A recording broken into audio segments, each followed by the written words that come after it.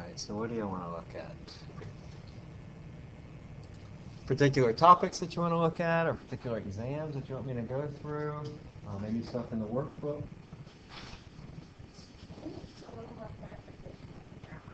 On the graphs. The qualitative, or doing the qualitative graphs? Oh. Okay. Like, I guess, well, my question is, okay, so if there's a steeper slope, that means the velocity is speeding up, right? And I know that if, like, well, the acceleration is the velocity is negative or positive, like if it's speeding up, it's going to be the same acceleration, slowing down opposite. But I don't know how to tell whether, like, whether velocity is negative or positive, if that makes sense. Let's chill for a second. Let me just go over sort of the basics of it, and then see if that's answered your question. Okay? So, if I have a position versus time graph, either x or y versus t, the slope of this graph equals the velocity. And so, if the slope is positive, then I have a positive velocity. If it's negative, I have a negative velocity. So, like, for example, this is a positive velocity. This line would be a negative velocity, because the blue line is a positive slope, the red line is a negative slope. You with me? Now, if the slope changes, then that means that the velocity is changing. So that would be in the case if I have a position versus time graph that has a non-linear graph.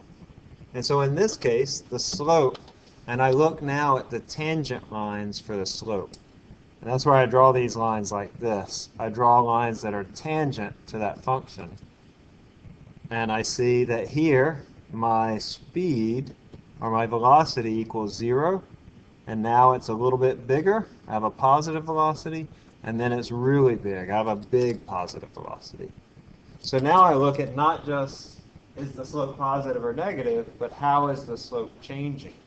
So now I have a positive increasing velocity.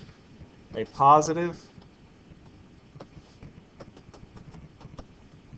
velocity that is speeding up.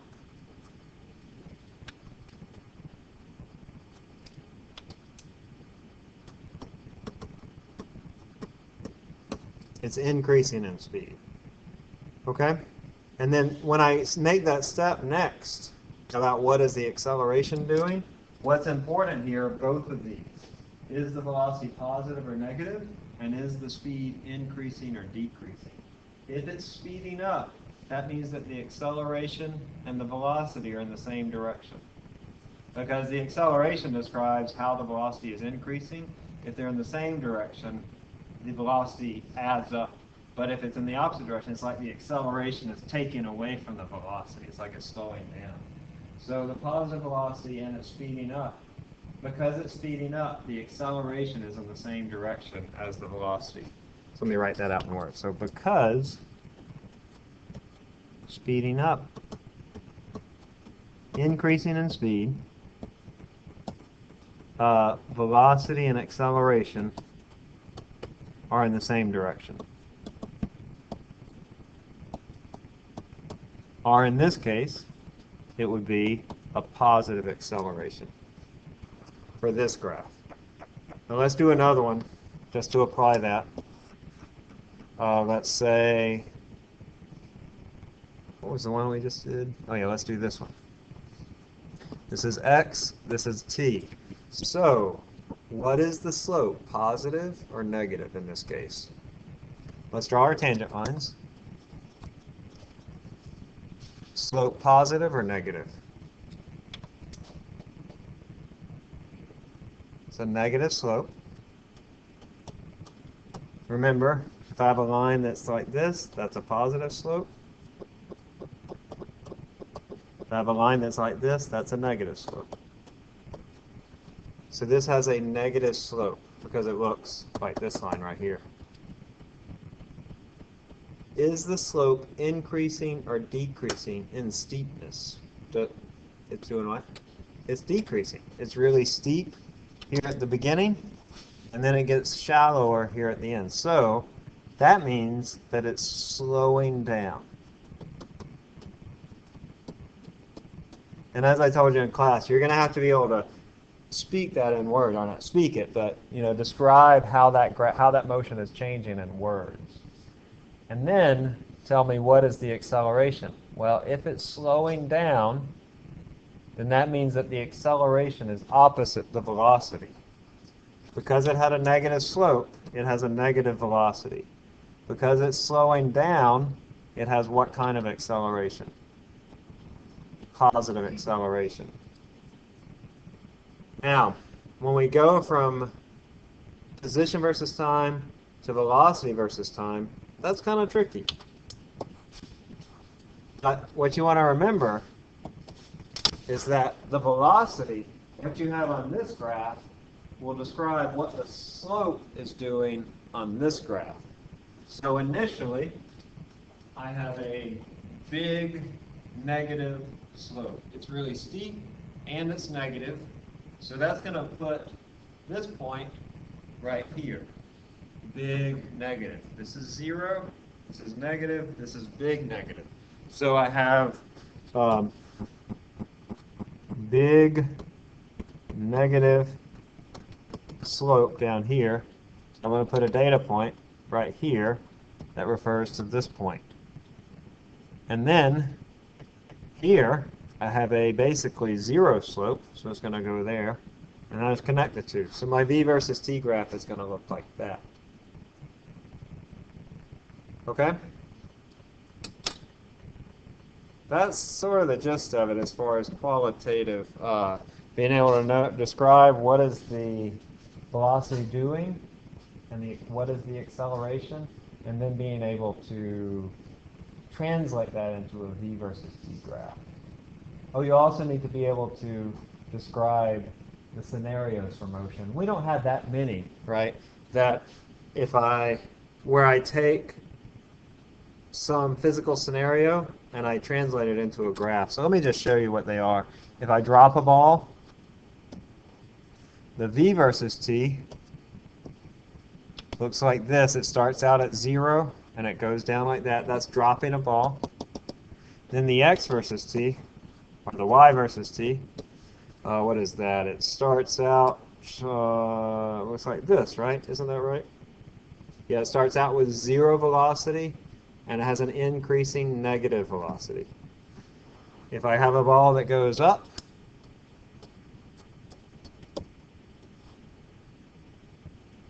the v versus t looks like this. This is vt. It starts out with a big velocity and it goes down to 0 at the top. That's just going up. And the y versus t would look like this. It starts out with a big positive slope. It should look like that. Notice we drew this actually with something that you throw up and then it comes back down again, and it looked like this. This was the first half, and then this was the second half of the graph. Y'all remember that in class? And then you can have a bouncing ball. We did that. If I have a ball that goes down and then bounces back up again, the v versus t, what does it look like? It looks like this. We had a clicker question about that in the concept test. This is the bounce right here, where you have that discontinuity between those 2 points. What else could we have? I think that's about it. Those are really the only physical scenarios. Okay? Does that help a little bit? Are there other questions about it? No. Okay. It seems easy, and it doesn't seem easy when you hear it, but it's really when you start to apply it. When you start to sit down all by yourself, all alone, and you start to try to work out the problems, that's hard, right? Because you know it. I tell you the words, and that process is in your head, but when you're all alone, you just do it all alone, don't you? At home? All right, what else?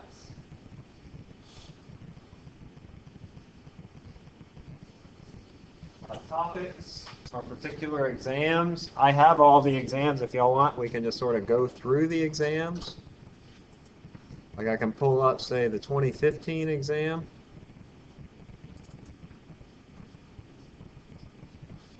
Dimensional analysis. This is a different type of dimensional analysis. We did one in class where you sum for the units of B. You'll probably have one of those on the test, as well as one like this. Significant figures, your standards, just need to know them. Trig. If you were to give us, like, I guess the triangle one or the system and one would you always give us options to where we pretty much guess it? No, not necessarily. But you will be able to get rid of some of them, of course, just from looking at the image. The coordinates and how they're laid out. Okay. 8 fall 17.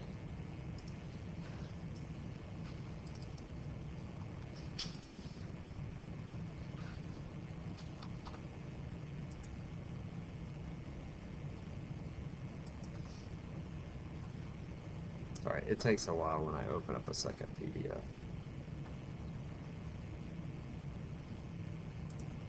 Number 8.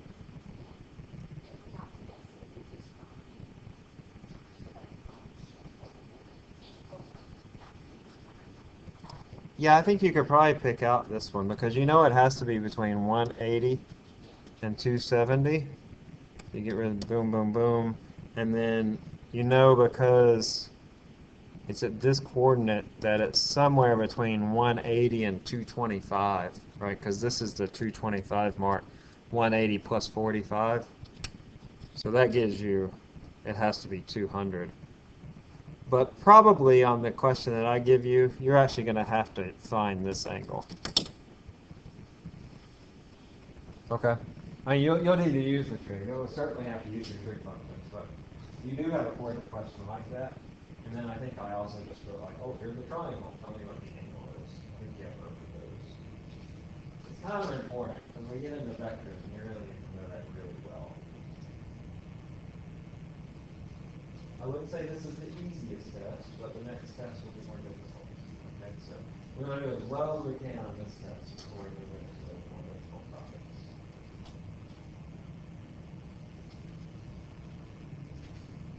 All right, what's up? What about recall questions? How do you put when like x is negative and positive? I mean, not x, y. Y, right. So for this test, your y position will never be negative because you're never going to go below the origin. In the next section, we might begin to see that, where the y position goes negative.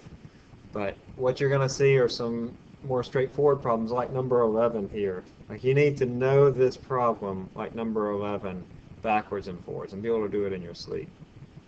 You throw a ball up with an initial speed of 30 meters per second. How high does it travel? This is fall 17. Is that right? So remember, you have to do two things. You have to find the time, and then you have to find the y position. So I have this object that goes up and comes back down again. I know that at the top, that v is equal to 0. And so I say v is equal to v naught plus at. I have the initial speed here. I know a is equal to negative 10. And so I say 0 equals 30 minus 10 times t. And so t is equal to 3 seconds. So I know that at the top, that t is equal to 3 seconds. Then I say, what is the position at 3 seconds? These are parametric equations. That means that they're dependent upon time. And so I just say v naught t plus 1/2 at squared. And if I want to find the position at any time t, I just put in the time t. So I have v naught, which is 30, times t, which is 3 seconds, minus 5, that's half of negative 10, times 3 squared. 90 minus 45 is 45. I think this was a similar question that we had, so the answer is 50 there. I could also ask you how long it's in the air, and you would say, not 3 seconds. It's actually not in the air for 3 seconds, it's in the air for 6 seconds, because it takes 3 seconds to go up, and then 3 seconds to come down. Hopefully those seem simple to you. If you do them a few times, they will begin to seem simple. But I want them to, because we're going to start putting those together with other things next week. So know those problems inside and out. You'll have some other kinematics problems that won't be free fall. That'll be a little bit different. But you'll definitely have free fall problems like this. 1D going up, coming down, or maybe just going up, or maybe just dropping down, but something like that. You shall have them. Now, what else?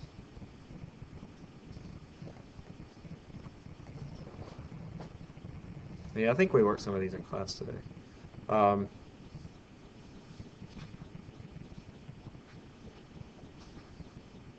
Conversions. Here's some of these things. Let's go back, since we looked at this so much in class today. Any from fall 17?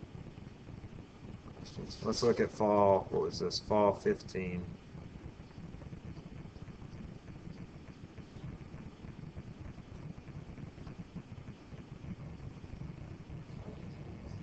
Sure. So 10, have a European sports car. It will accelerate at a constant rate from rest.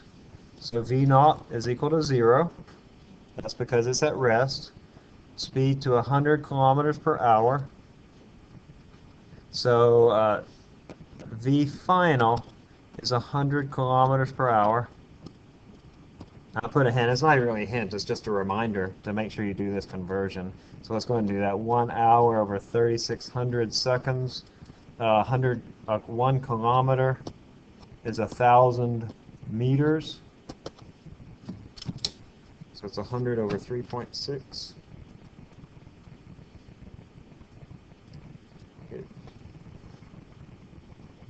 278 meters per second. There are 3 sig figs because you have the decimal place there. I know that it gets to that in a time of 8 seconds. And so the first thing I want to do, and then I want to know what is its speed, what is V at t equal 5 seconds? What is that equal to? So the first thing I need to do is find the acceleration. So 2-step problem here. I say V is equal to V naught plus AT. And I say A is V minus V naught over T. That's 278 minus 0 divided by 8 seconds. That's 34.8 meters per second squared. And then if I want to know the velocity at t equal 5 seconds, I'll just say V naught plus AT, which is going to be 0 plus the acceleration now is 34.8 meters per second squared times t, which is 5. Oh, that's not right.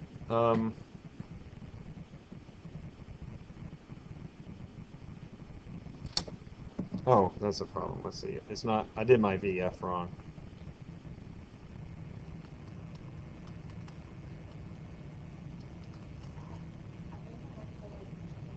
Oh yeah, it's 27.8. Sorry, it's 27.8. So this is 27.8 divided by 8. That's, oh yeah, it's 3.48. So 3.48 times 5, that's 17. Okay?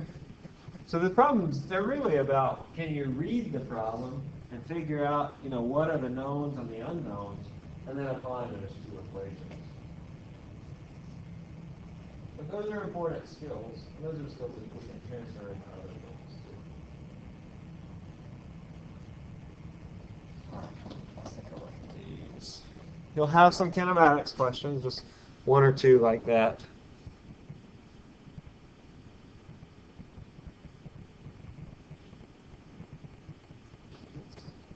Yeah. So you'll have a question like this too. It'll be probably a different graph, of course. So don't try to memorize all the different graphs. But here, well, is it speeding up or slowing down? It's speeding up. The reason it's speeding up is because the slope here is shallow, and here the slope is bigger. It's steeper. Now is that slope positive or negative? Negative. So it's increasing speed, so either A or C, and it's negative, so the answer has to be C. What's the acceleration? If it's increasing speed and negative velocity, the acceleration is negative. Because if it's increasing speed, yes, I gave you that look. I think that's the wrong answer. But I can't give you that look on the text. I think students, sometimes they ask me questions during the test and they expect to see an expression on my face, but no expression. Anyway, so what was I saying? The acceleration is negative because it's the same direction as the velocity. All right. Let's see. Be able to do this. You'll have a question that'll look very similar to this, but don't memorize them, right? Because they'll be different. You're going to have graphs like this where you have to do some numerical stuff. Like this. I think we did this one earlier. Some do vectors, graphical analysis of vectors, and then also look at some of those concept test students, like concept test questions, which I'll post online for you this afternoon. You go through those. I like to print out the PowerPoint, 6 slides to a page, and then you can have the questions that you fold them in half. You have the questions on one side, and then you can have the answers on the next side, or you can just put them in your phone or whatever. Flashcards and stuff.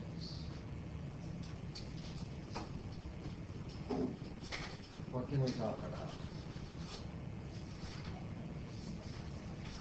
We have all in the past 4 days, right? So I know that's just on the fire hydrant. But doing well on this test will set you up to do well on the next test, because it means that you've gotten the basics of what we're moving forward with. But it's important for you to do well on this test. Everybody can make an A on this test. Can y'all do that for me?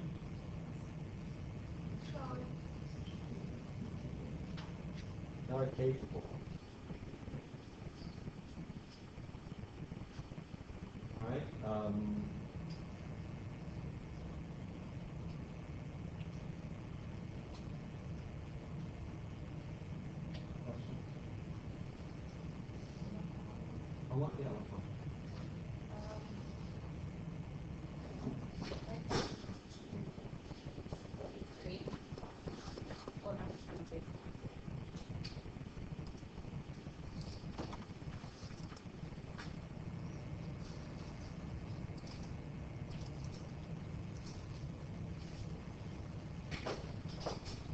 Sometimes the homework problems are a little more complicated than we'll see on the test, but let's take a look at this one.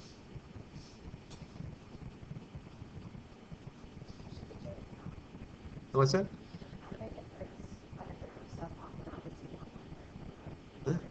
Yeah, usually there's something else that's not stated that you know. 43, you say? This one? Okay, yeah, so no, this is a good test question. So how high will it go and how long would it be in the air? Well, look, this is the same as what we had before. I have an object that goes up in the air. It has an initial velocity equal to 100 meters per second. And I want to know how high it goes. How long is it in the air? Do y'all know? Can y'all tell me right off the top of your head? How long is this object in the air? How long does it take to get to the top? 10 seconds. Because remember, the acceleration due to gravity is negative 10 meters per second squared. That means for every second, it takes away 10 meters per second. And so since this starts out at 100 meters per second, it takes 10 seconds to get up to the top. It goes from 100 to 90 to 80 to 70, all the way up to the top. So up here, v is equal to 0. V is equal to v naught plus at. 0 equals 100 minus 10 times t. So t is equal to 10 seconds. So that's part B. The thing is, I asked part A, but really you have to work part B first. And then part A, how high does it go? Where you say y is v naught times t plus 1/2 at squared. And being careful, I need to use t top here, the time at the top, because that's where I want to know the position. That's going to be 100 times 10 minus 5. That's half of negative 10 times 10 squared. It's 1,000 minus 500, or 500 meters. So it goes 500 meters up in the air. That's pretty high, 500 meters. 5 football fields up into the air. Yeah. I watched your YouTube video when you wrote it, and you said the time is 20 seconds because it goes back down. Right. So the time to get to the top, should I do that? This is t top. Oh yeah, so for part B, the total time in the air is twice t top, which is going to be, you're right, 20 seconds. So the answer for part B would be 20 seconds. The answer for part A is 500 meters. Okay? And be careful on the exam, because sometimes you're going to need this time, and sometimes you're going to need this time.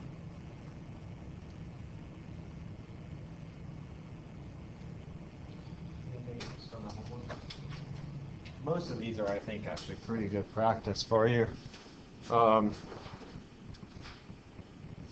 Yeah, that one's good. That one's good. That one's good.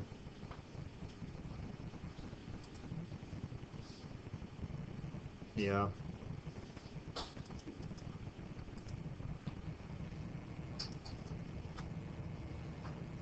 Yep.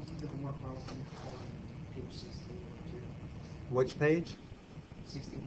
16. Chapter 1.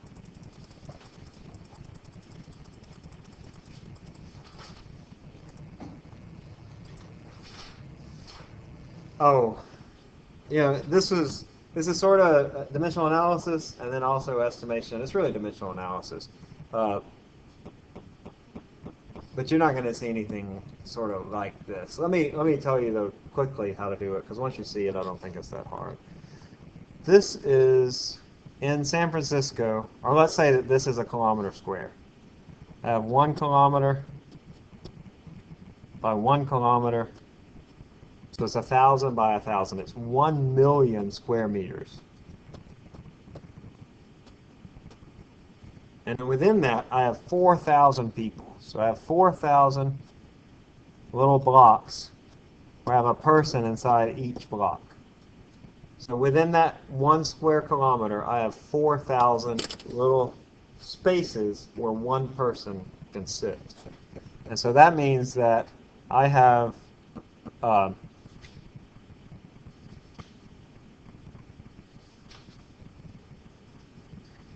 if I divide this by 4,000, that means that I have 250 square meters per person. And then if I want to know the distance between people, I take the square root of that.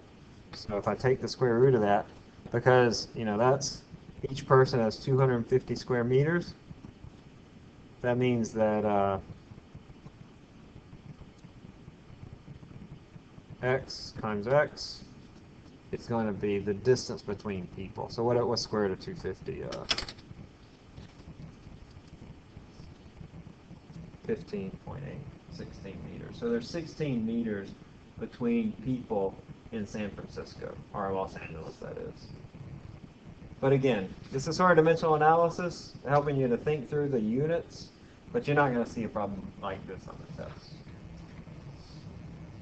But it's still useful, just to help you think about units and how they work. Just making sure 25 isn't going to, 25 on 2017 isn't going to be in the test, right?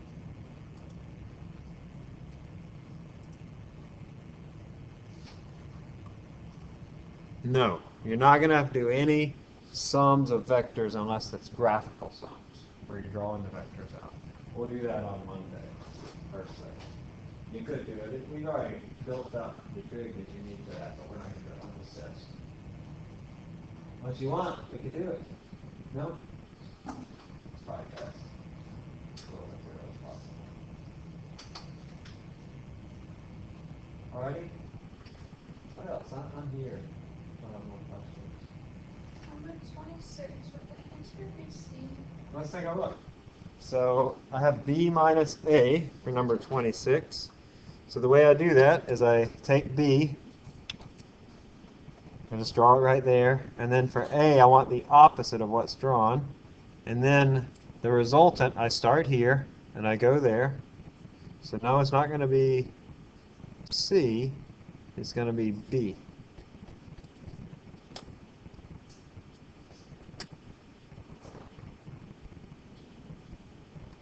Okay, you shall have a graphical analysis. It's going to look a lot like that. I'll give you two vectors, and I'll have you take either the sum or the difference of those vectors.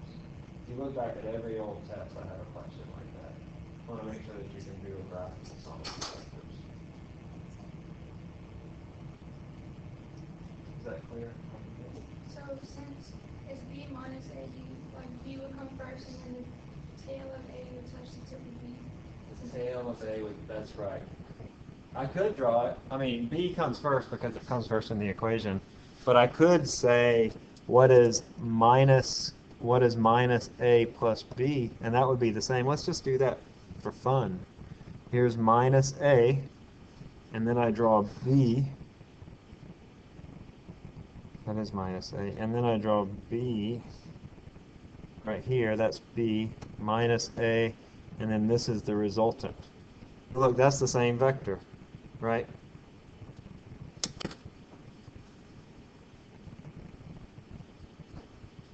Important thing is switch the direction of A, and that you draw them in the right orientation. So I get it.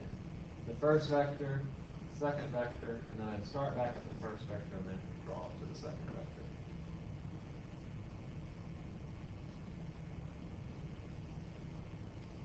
Anything else? No?